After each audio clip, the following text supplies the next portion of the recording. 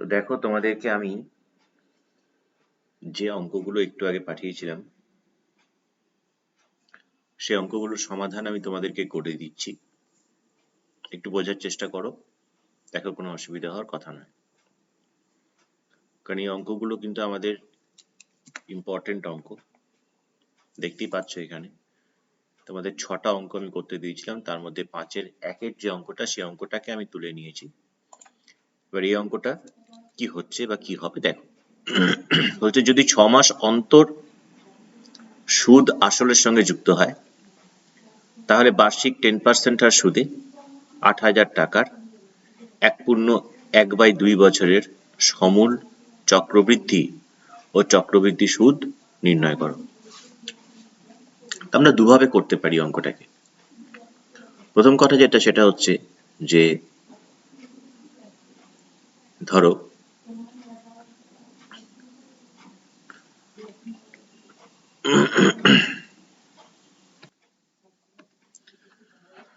এখানে যেহেতু 6 মাস অন্তর হচ্ছে, তাহলে দেখো 1/1 বছর। আগে এই জিনিসটাকে একটু ক্ল্যারিফাই করে নিই আমরা ফার্স্ট অফ অল। আচ্ছা, প্রথম কথা বলছে আমাদের 1/2 বছর। তার মানেটা কত? তার মানেটা হচ্ছে 1 বছর তার সঙ্গে আরো 1/2 বছরের যোগ। 1 বছর মানে সেখানে 6 মাস করে যদি হয় তাহলে 6 মাস করে কত হচ্ছে? দুটো। 6 + 6 মাস, আবার 1/2 বছর মানেই তো 6 মাস। তাহলে টোটাল 3টে 6 মাসের সুদ আমাকে বার করতে হবে। কেন 6 মাসের সুদ বার করতে হবে? তার কারণ হচ্ছে এখানে যেহেতু বলেছে যে আমি যে সুদটা ক্যালকুলেট করব সেটা আসলের সঙ্গে যে যুক্ত হচ্ছে, কত মাস পর পর যুক্ত হচ্ছে? 6 মাস পর পর যুক্ত হচ্ছে। তাই আমাকে 6 মাস অন্তর অন্তর সুদ নির্ণয় করতে হচ্ছে। তাহলে এখানে লিখছি দেখো এরকম ভাবে যে প্রথম 6 মাসের মূলধন বা আসল সেটা কত টাকা বলেছে আমাদের? 8,000 টাকা। বেশ, এবার আমাকে যেটা বার করতে হবে, আমাকে সুদের হার কত বলেছে? 10% সুদের হারে। তাহলে আমি এবার 8,000 টাকার 6 মাসের 10% সুদের হারে সুদ বার করছি। তাহলে এখানে লিখছি সুতরাং প্রথম 6 মাসের 5%, সরি 5% না, 10% সুদ, সেটা একটা লিখবো। সেটা কত হবে সেটা এখানে আমি ব্র্যাকেটে বার করে নিচ্ছি। সেটা আমি এখানে ব্র্যাকেটে বার করে নিচ্ছি। কি করে বার করছি দেখো। পি বলতে কত জানি? 8,000। আর বলতে 10, মানে আমাদের সূত্র যেটা I is equal to PRT by 100। এবার টিটা তো এখানে সবসময় বছরে, তাহলে 6 মাস যদি হয়, 6 মাস মানে কত বছর? এখানে দেখলাম হাফ বছর মানে 6 মাস, তাহলে হাফ লিখতে পারি এখানে বাই 100, এত টাকা। ক্যালকুলেশন করছি এটাকে, একটা একটা একটা একটা 2 দিয়ে 8 কে কাটলে 4 আর দুটো শূন্য। তাহলে আমরা এখানে কি বলতে পারছি যে আমাদের সুদ হচ্ছে কত টাকা? 400 টাকা। তো যখনই আমাদের এখানে 400 টাকা সুদ হয়ে গেল, তাহলে আমরা টেনে দিলাম। তাহলে এখানে লিখলাম যে দ্বিতীয় 6 মাসের তাহলে আসল কত হবে? কারণ আমাকে যেহেতু বলেছে যে 6 মাস পর পর সুদটা আসলের সঙ্গে যোগ হচ্ছে, তাকে যুক্ত হচ্ছে, তাহলে এখানে প্রথম 6 মাসে আসল ছিল 8,000 টাকা, সেই 6 মাসে আমার সুদ হলো 400 টাকা। তাহলে আমার এখানে পরের যে 6 মাস সেই 6 মাসে আমার আসল কত হয়ে গেল? 8,400 টাকা। ঠিক একই রকম ভাবে তাহলে সুতরাং দ্বিতীয় 6 মাসের 10% সুদ, আবার একই রকম ভাবে এটা ব্র্যাকেটে বের করে নিচ্ছি। কত হচ্ছে? একই সূত্র, that is বলতে এখানে কত 8,400, আর বলতে কত 10, টি বলতে কত 1/2, নিচে হচ্ছে 100, এত টাকা। তোমরা এটা ব্র্যাকেটেই করবে, কোনো অসুবিধে নেই। একটা একটা একটা একটা কাটলো, 2 দিয়ে 840 কাটলে হচ্ছে 420। তাহলে এখানে কত পেয়ে গেলাম আমি 420 টাকা। এবার বের করছি আমরা। সুতরাং তৃতীয় 6 মাসের আসল সেটা কত হচ্ছে না, আসল আর সুদ যোগ হচ্ছে 8,820 টাকা। তাহলে একই রকম ভাবে এবার তাহলে তৃতীয় 6 মাসের 10% সুদ আবার বের করছি এখানে।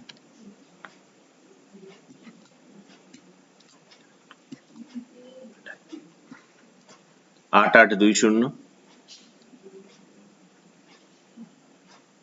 into 10 into 1/2, নিচে হচ্ছে 100। একটা একটা একটা একটা 2 দিয়ে কাটলে 4 4 1, তার মানে সুদটা কত হচ্ছে আমাদের 441 টাকা। সুতরাং আমরা যেটা বলতে পারি 6 মাস 6 মাস করে 3 বার হয়ে গেছে তো, তাহলে 1/2 বছরের সুদ আসল বা চক্রবৃদ্ধি সুদ এটাও বলতে পারো, এটা কত হচ্ছে 1 6 8 আর 4 12 2 হাতে 1 9,261 টাকা। তাহলে এবার যখনই 9,261 টাকা তুমি কি পেলে, তুমি পেলে হচ্ছে তোমাকে প্রথম যে প্রশ্নটা সমূল চক্রবৃদ্ধি। তাহলে সমূল চক্রবৃদ্ধি সুদ আসলটাকে আমরা সুদ আসল না লিখে এটাকে সমূল চক্রবৃদ্ধি আমরা লিখতেই পারি, একই জিনিস একই কথা, যেহেতু চক্রবৃদ্ধি সুদ তাই সমূল চক্রবৃদ্ধি বলছে। তাহলে প্রথম প্রশ্নের উত্তর কিন্তু আমরা পেয়ে গেলাম যে আমাদের সমূল চক্রবৃদ্ধি 9,261 টাকা। আর 3 নম্বর প্রশ্ন, পরের প্রশ্ন করে চক্রবৃদ্ধি সুদটা কত, সুদ কত পাচ্ছি, তাহলে চক্রবৃদ্ধি সুদ এটা হচ্ছে কত না 9,261 থেকে যদি আমি 8,000 বাদ দিয়ে দিই এত টাকা, দ্যাট ইজ 1,261 টাকা। তাহলে বুঝতে পারলে? আরেকবার দেখে নাও। যেহেতু এখানে আমি 6 মাস কেন করছি, 6 মাস অন্তর অন্তর বলেছে, তাই 6 মাস অন্তর অন্তর সুদ বার করছি, দিয়ে সেই সুদটাকে আসলের সঙ্গে যোগ করছি। কেন ওরা বলে দিয়েছে দেখো এখানে যে সুদটা আসলের সঙ্গে যুক্ত হয় কত মাস পর পর, 6 মাস পর পর। প্রথম 6 মাসের সুদ বার করলাম, আসলের সঙ্গে যোগ করলাম, কত হলো 8,400। আবার সেই 8,400 টাকা 6 মাসের সুদ বার করলাম, কত বেরোলো 420 টাকা, সেটা আবার আসলের সঙ্গে যুক্ত হয়ে গেল, যেটা পাচ্ছি সেটা আবার 3 নম্বর 6 মাস। এখন এই 3টে 6 মাস পেলাম কি করে, যেহেতু 1/1 2 বছর দিয়েছে, সেটাকে ভাঙলে 1 বছর আর 1/2 বছর হয়। 1 বছর মানে দুটো 6 মাস, 12 মাসে 1 বছর, তাই 6 + 6, হাফ বছর মানে 6 মাস। তাহলে এখানে কিন্তু টিটা কিন্তু মাসে যাবে না, বছর দিয়ে যাবে সবসময়, টিটা হচ্ছে সবসময় বছরে এখানে, তার জন্য এখানে হাফ লিখে আমরা প্রতি ক্ষেত্রে সুদ বার করলাম। তো এটা গেল হচ্ছে এভাবে। যদি সূত্র দিয়ে অঙ্ক করতে চাও, তাহলে সূত্র যেটা আছে আমাদের মাথায় রাখবে যে তোমরা যে সূত্র শিখেছো সেটা হয়তো পার্টিকুলার একটা ইয়ারের, কিন্তু সূত্র মনে রাখবে এটা যে যে পি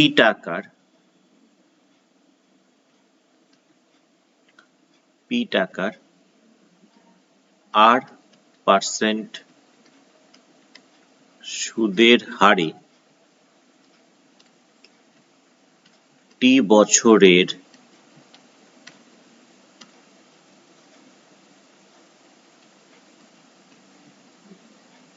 সমূল চক্রবৃদ্ধি বছরের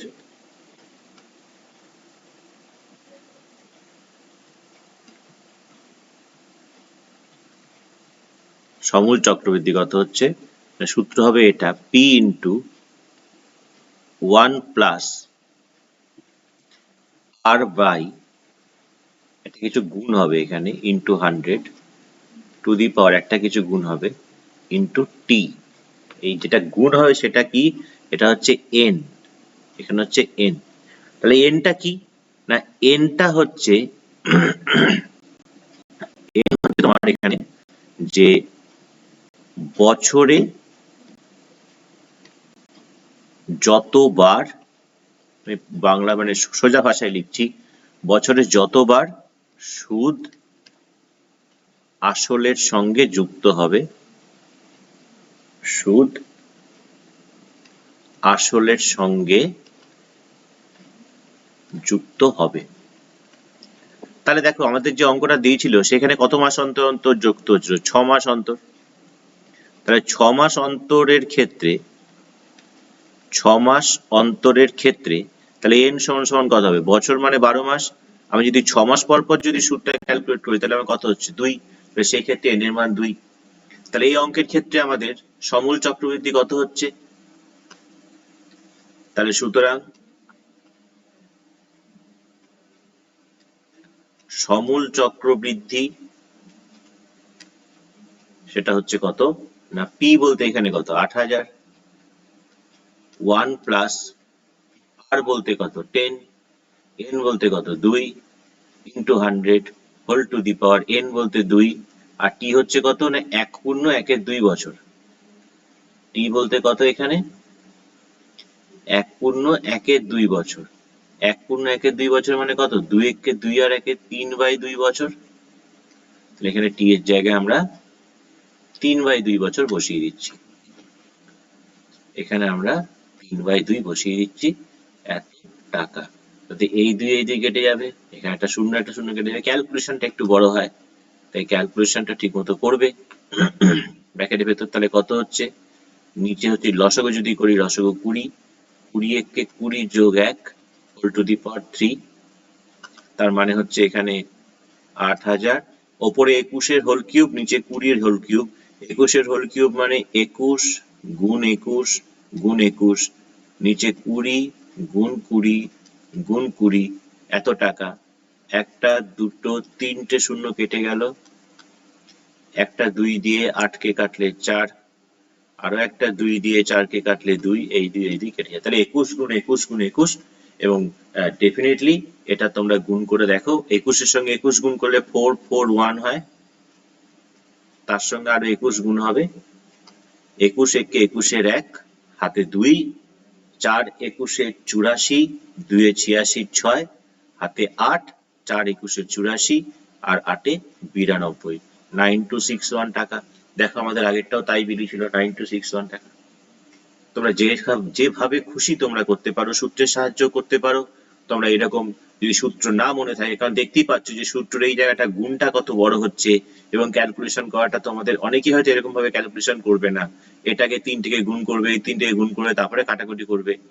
তাই এরকম ভাবে করতে পারো, যার যেভাবে সুবিধে সে সেভাবে অঙ্কটা করতে পারো। ওকে, তাহলে এবার আমরা পরের অঙ্কটায় আসি। পশ্চিমবঙ্গের পথ নিরাপত্তা সংক্রান্ত প্রচার অভিযানের মাধ্যমে পথ দুর্ঘটনা প্রতি বছর তার পূর্ব বছরের তুলনায় 10% হ্রাস পায়। 2015 সালে রাজ্যে 2916টি পথ দুর্ঘটনা ঘটে, তবে 2012 সালে পশ্চিমবঙ্গে পথ দুর্ঘটনার সংখ্যা কত ছিল। তাহলে বর্তমানটা দিয়েছে, 2015 সালেরটা দিয়েছে, তো অঙ্কটাকে আমরা তুলে নিয়েছি, এখানে অঙ্কটাকে আমরা তুলে নিয়েছি, এবার আমরা কাজ করব। এখানে কি বলছে আমাদের, তাহলে প্রথম কথা আমি যদি ধরো একটা যদি জাস্ট স্কেচ করার চেষ্টা করি, তাহলে যদি এখানে 2015 হয় তাহলে নিশ্চয়ই 2012 আমাদের আগে। তাহলে এইখানে কতগুলো পথ দুর্ঘটনা হতো এটা হচ্ছে আমাদের প্রশ্ন, আর এই 2015 সালে কতগুলো পথ দুর্ঘটনা হচ্ছে সেটা আমাদের কিন্তু জানিয়ে দিয়েছে 2916টি। তাহলে এই অঙ্কগুলোর ক্ষেত্রে কি করতে হবে সবসময় মাথায় রাখবে, যে এই অঙ্কগুলোর ক্ষেত্রে যেরকম মানে এই চক্রবৃদ্ধি সুদের ক্ষেত্রে ব্যাকওয়ার্ডে আসা যায় না, সবসময় আমাদের এগিয়ে যেতে হয় সামনের দিকে, সবসময় সামনের দিকে এগিয়ে যাবো। তাই আমরা এখানে ধরে নিচ্ছি যে ধরি 2012 সালে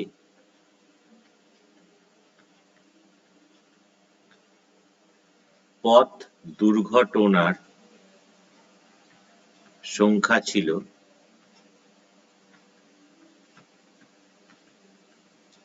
XT। তাহলে 2012 সালে পথ দুর্ঘটনার সংখ্যা যদি XT হয়, তাহলে এবার আমরা বের করছি, তাহলে সুতরাং 10% হারে হ্রাস পেলে, তাহলে প্রথম কথা 2012 থেকে 2015 পর্যন্ত যেতে গেলে আমাকে কত যোগ করতে হবে? 3 বছর যোগ করতে হবে। তাহলে 10% হারে হ্রাস পেলে 3 বছর পর পথ দুর্ঘটনার সংখ্যা হবে কত হবে না, ধরে নিয়েছিলাম আমি কত, x ধরে নিয়েছিলাম, তাহলে x ইন্টু 1 প্লাস হবে না, এখানে মাইনাস হবে। কেন না, যেহেতু আমাকে হ্রাস পেয়েছে, এখানে হ্রাস পেয়েছে, হ্রাস মানে সবসময় মাইনাস দিয়ে ইন্ডিকেট করতে হয়। তাহলে 1 মাইনাস হয়ে যাবে 10/100 টু দি পাওয়ার কত বছর? 3 বছর। তাহলে এতটি, এটা আমাদের তরফ থেকে পেলাম এতটি। ওরা কতগুলো বলেছে হবে? 2916। তাহলে এখানে আমরা লিখতে পারি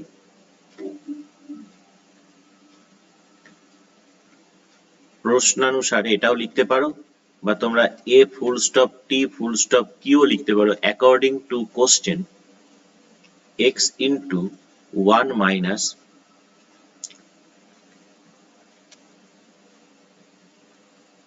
সমান সমান তো দিয়েছে 2916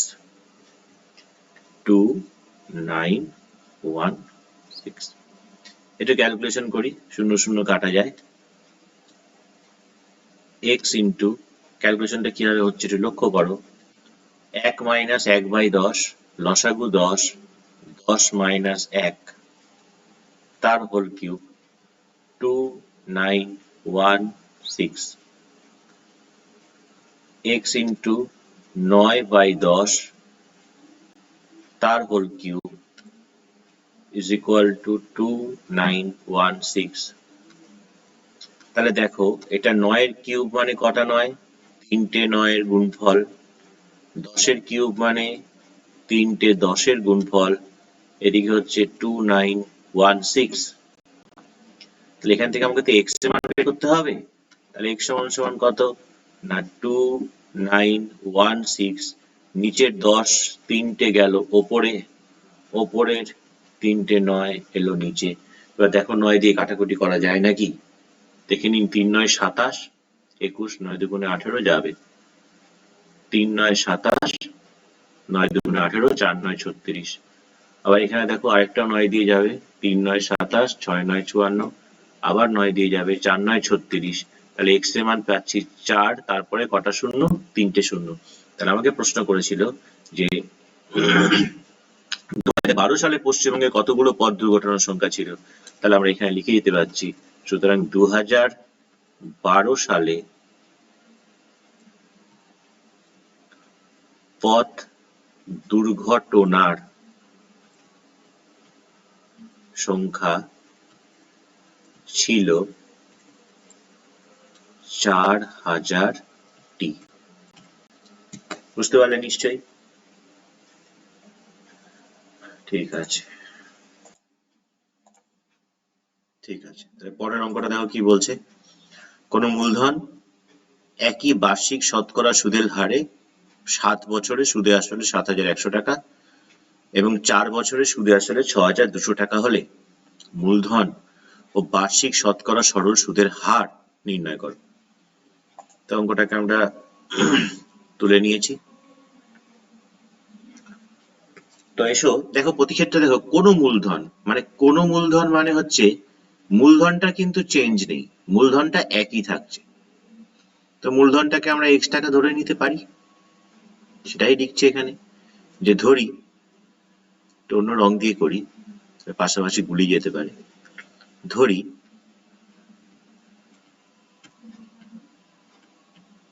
মূলধন x টাকা, তা সেই সঙ্গে আরো ধরে নেওয়া যাক সুদের হারও তো দেয়নি, সুদের হার আর পার্সেন্ট। অঙ্কটাকে দুভাবে করতে পারো। এক, প্রথম আমি যেভাবে করাচ্ছি দেখো, তবে লিখলাম ঘটনাটা এরকম ভাবে যে আসল প্লাস 7 বছরের সুদ, এই দুটো মিলে কত হচ্ছে আমাদের না 7,100 টাকা। আবার আসল যোগ 4 বছরের সুদ, কারণ এখানে দেখো যে 4 বছরে সুদে আসলে এত টাকা আর 7 বছরে সুদে আসলে এত টাকা। 7 বছরে সুদে আসলে এত টাকা বলেছে, আর 4 বছরে সুদে আসলে এত টাকা বলেছে। সেটা কত বলেছে? 6,200 টাকা। তো যদি আমরা এই দুটোকে বিয়োগ করে দিই, এখানেও বিয়োগ চিহ্ন দিতে হবে, এখানেও বিয়োগ চিহ্ন দিতে হবে, তাহলে এই আসল কেটে যাবে। একই তো আসল দুটো, একটা প্লাস একটা মাইনাস। তাহলে 7 বছরের সুদ থেকে 4 বছরের সুদ যদি বিয়োগ করি, তাহলে এখানে কত বছরের থাকবে? 3 বছরের সুদ থাকবে। তাহলে 3 বছরের সুদ, এটা বিয়োগ করলে কত হচ্ছে? 900 টাকা। তাহলে 3 বছরের সুদ যদি 900 টাকা হয়, তাহলে এখান থেকে আমি যে কোনো একটা বের করে নিচ্ছি, 4 বছর বা 7 বছর। তাহলে 1 বছরের সুদ কত হচ্ছে? 900 কে 3 দিয়ে ভাগ। তাহলে আমি 4 বছরের সুদ বার করে নিচ্ছি। 7 বছরের সুদও বার করতে পারো, কোনো অসুবিধে নেই। 900 গুণ 4 বাই 3 টাকা। 3 তিরিক্ষে 9, 3 চারে 1200। তাহলে দেখো 4 বছরের সুদ আমি পেয়ে গেলাম 1200 টাকা, আর 4 বছরের সুদে আসলে হচ্ছে কত? 6,200 টাকা। তাহলে এখান থেকে তো আমি সুতরাং আসল তো বের করে নিতেই পারি। তাহলে আসল কত হচ্ছে? 6,200 থেকে 1,200 বিয়োগ এত টাকা সমান সমান 5,000 টাকা। তাহলে তুমি আসল পেয়ে গেলে। আসল কত পেলে? 5,000 টাকা। 4 বছরের সুদ কত পেয়েছো? 1200 টাকা। তাহলে সুদের হার চেয়েছে, তাহলে সুদের হার সমান সমান কি জানি আমরা? R is equal to 100 I মানে সুদ হচ্ছে কত? 1200 বাই P মানে আসল, সেটা কত? 5,000 ইন্টু T মানে কত বছরের সুদ? এটা 4 বছরের সুদ, এত পার্সেন্ট। কাটাকুটি করো, একটা দুটো 4 দিয়ে 3, 0 0, 5 দিয়ে 2, তার মানে 6%। তাহলে দেখো যে দুটো জিনিস আমাদের চেয়েছিল ওরা, যে আমাদের আসলই বা কত, আমাদের সুদই বা কত, তো সেটা আমরা কিন্তু পেয়ে যাচ্ছি। 5,000 টাকা আসল এবং আমাদের সুদ কত? 6%। এটা আমি করতে পারি। তাহলে এখানে যে ধরেছিলাম আমি, এই ধরাটা দিয়ে তো কোনো কাজ করিনি। এই ধরাটা দিয়ে কাজ করলে কি হবে দেখো, তোমাদের অঙ্কটা একটু বড় হবে। কিভাবে করতে হচ্ছে দেখো। এবার আমি যেটা বের করছি সেটা হচ্ছে সিম্পলি x টাকার R% হারে 7 বছরের আমি সুদ বার করছি। এটা হচ্ছে অল্টারনেট, মানে আগে অঙ্ক কিন্তু হয়ে গেছে আমাদের, আরেকটা ভাবে দেখাচ্ছে।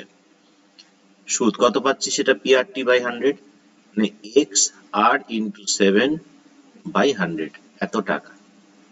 একই রকম ভাবে x টাকার না, তাহলে সুতরাং যা লিখতে পারি সেটা হচ্ছে x প্লাস 7XR লিখছি বাই 100, এটা সমান সমান কত হচ্ছে? 7,100। কেন? এই যে 7 বছরের সুদ আসলে 7,100 টাকা হচ্ছে, তাহলে আমি সুদ বার করেছি, তার সঙ্গে আসল যোগ করছি, লিখছি 7,100।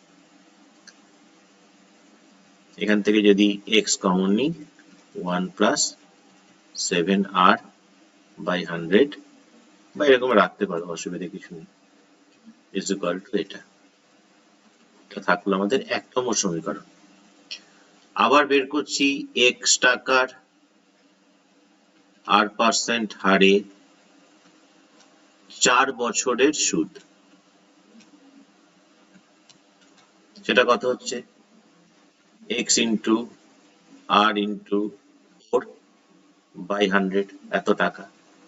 তাহলে এখানেও সে একই ব্যাপার, আসলের সঙ্গে যদি আমি সুদটাকে যোগ করে দিই, দ্যাট ইজ 4xr বাই 100, এটা সমান সমান কত হচ্ছে 6200 টাকা।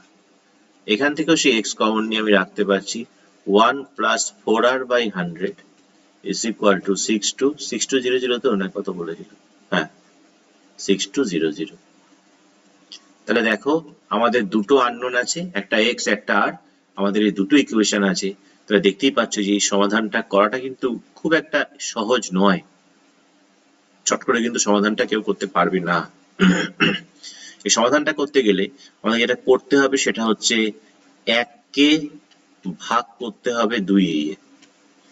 1 কে 2 দিয়ে ভাগ করি, তার মানে আমাদের ওপরে কত থাকছে, আমি জাস্ট এই লাইনটা করে ছেড়ে দিচ্ছি, ওপরে x ইন্টু লসাগু করে নিচ্ছি 100 প্লাস 7r, নিচে x ইন্টু লসাগু হচ্ছে 100 plus 4r is equal two, এদিকে আসছে 7100, এদিকে আসছে 6200, তাতে আমাদের কি হচ্ছে, এখানকার x কাটছে, এখানকার দুটো শূন্য এখানকার দুটো শূন্য কাটছে, এখানকার 100 কাটছে। এবার তোমরা কোনাকুনি গুণ করে এখান থেকে r সমান সমান পেয়ে যাবে। যখনই r এর মানটা পেয়ে যাবে 1 অথবা 2 যে কোনো একটা জায়গায় r এর মান বসিয়ে x এর মানটাও তোমরা পেয়ে যাবে। তাহলে এই জায়গাটা আমি তোমাদের জন্য রেখে দিলাম, আজকে রাত্রের দিকে হোক বা আগের ক্লাসের আগে তোমরা এটা আমাকে পাঠিয়ে দেবে। আচ্ছা, এর পরের অঙ্ক 6 এর অঙ্কটা আমি এখানে তুলে নিয়েছি। 6 এর অঙ্কটা আসছে সমাধান, যেটা দেওয়া আছে সেটা তোমাদের তুলতেই হচ্ছে। তারপরে যে লাইনটা আমরা করছি এরকম ভাবে করছি, a by x minus b, এখানে আমরা একটা -1 করছি, plus b by x minus a, এখানেও একটা -1 করছি। তাহলে ডান দিকে একটা -2 করে দিচ্ছি, কেন, এই বাঁ দিকের এই -1 আর এই -1 সেটা তো অঙ্কে ছিল না, তো দুটো -1 করলে কত হয় -2, তাই বাঁ দিকেও -2 করেছি, ডান দিকেও -2 করেছি। তাহলে সমীকরণের ক্ষেত্রে বাঁ দিকে যা করব ডান দিকে যদি তাই করি, তাহলে আমাদের সেটা ছাড়পত্র আছে। বাঁ দিকে 1 ডান দিকে আরেক করলে সেটা ছাড়পত্র দেবে না। তাহলে বাঁ দিকেও আমি 2 বিয়োগ করেছি, ডান দিকেও আমি 2 বিয়োগ করেছি, সুতরাং এটা আমাদের হবে, কোনো ভুল নেই এতে। এবার এই প্রথম দুটোকে আমরা লসাগু করছি,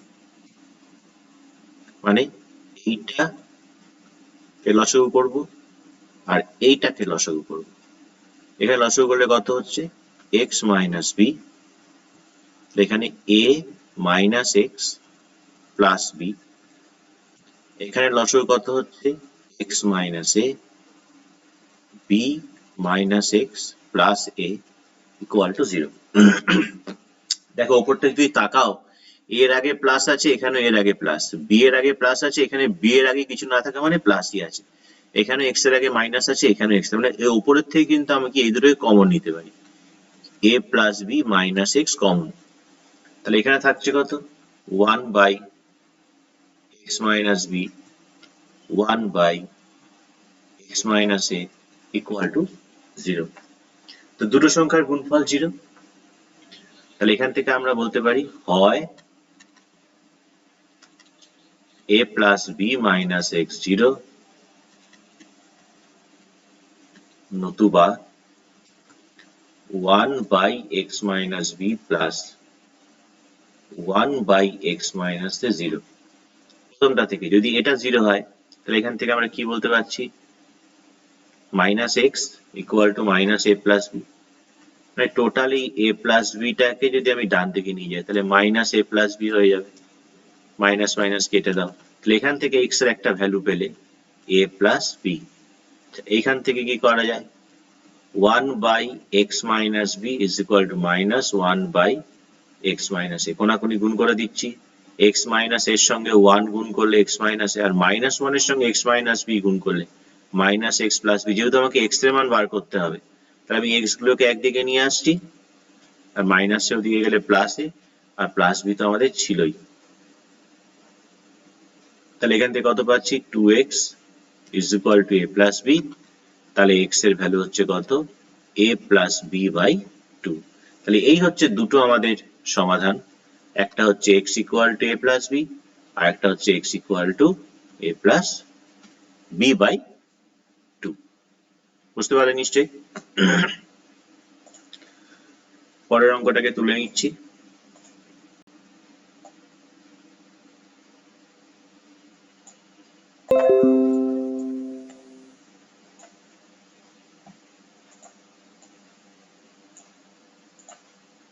পরের অঙ্কটা কি দিয়েছে দেখো, একটা সমীকরণ দিয়েছে, তার দুটো বীজ দিয়েছে alpha R beta.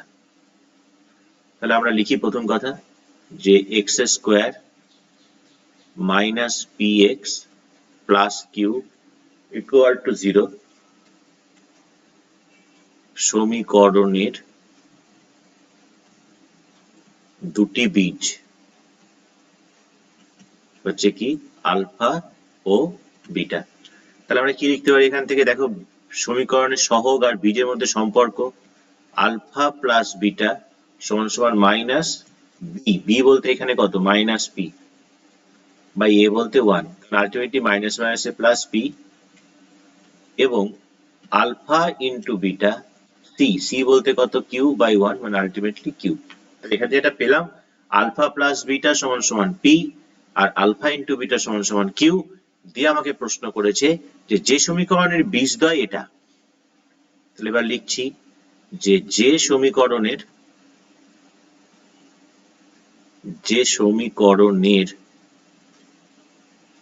বীজদ্বয় alpha square by beta এবং বিটা স্কোয়ার বাই আলফা, সেটা কি হচ্ছে, সেটা হচ্ছে এরকম যে এক্স স্কোয়ার প্লাস মাইনাস যে দুটো বীজ দেওয়া আছে তাদের যোগফল, এটা প্লাস এটা ইন্টু এক্স প্লাস বীজ দুটোর গুণফল ইকুয়াল টু 0। তাহলে এবার আমাদের কাজ হচ্ছে এইগুলোর ভ্যালু আলাদা আলাদা করে বের করে নেওয়া।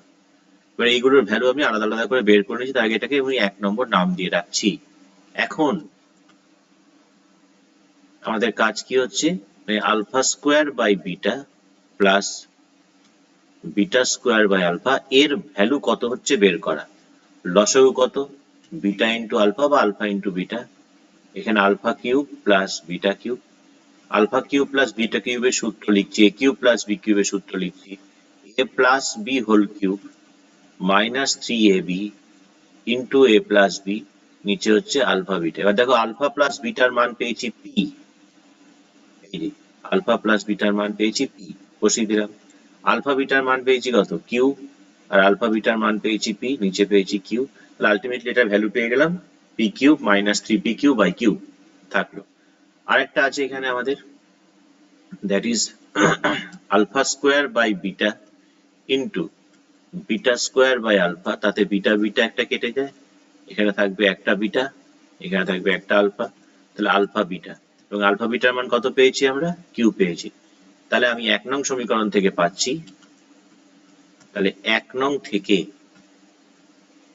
যেটা লিখতে পাচ্ছি আমরা সেটা হচ্ছে এক্স স্কোয়ার মাইনাস, প্রথম কথা দেখো এটা কত পেয়েছো, এই যে এইটার জায়গায় কত বসাতে পারবো, এটা বসাচ্ছি, লিখে দিচ্ছি দাগ দিয়ে, P cube minus 3p cube by Q into X plus বীজদ্বয়ের গুণফল কত পেয়েছি কিউ ইকুয়াল টু 0। এবার কিউ দিয়ে যদি আমি লসাগু করে নিই, তাহলে এখান থেকে লিখতে পাচ্ছি আমরা Q X square minus P common নিতে পারো, না নিতে পারো, পি কমন নিতে পারো, P square minus 3q into X plus Q square equal to 0। তাহলে এই হচ্ছে আমাদের সেই দ্বিঘাত সমীকরণটা যার বীজদ্বয় হচ্ছে কত, এত এবং এত। আচ্ছা, আমরা পরের অঙ্কটায় নিটুকে নিয়েছি, এখানে পরের অঙ্কটায় চলে যাচ্ছি। কলমের মূল্য প্রতি ডজন 6 টাকা কমলে 30 টাকা আরো 3টে কলম বেশি পাওয়া যায়। তো আমরা এখানে প্রথমেই ধরে নিচ্ছি যে ধরি প্রতি ডজন কলমের মূল্য x টাকা। তাহলে সুতরাং 30 টাকায় কলম পাবো কত? 30 টাকায় কলম পাওয়া যাবে 30/x ডজন। এই ডজন মানে কতটি? 1 ডজন মানে কটা জানি আমরা? 12টা। 12 দিয়ে গুণ করলে এতটি পাবো। এবার বলছে কলমের মূল্য ডজনে 6 টাকা কম হলে এখন 1 ডজন কলমের মূল্য হবে কত হবে? আগে ছিল x, 6 টাকা কমে গেল, এখন এত টাকা। তাহলে এখন 30 টাকায় কতগুলো পেন পাবো আমি? তাহলে 30 টাকায় পাওয়া যায়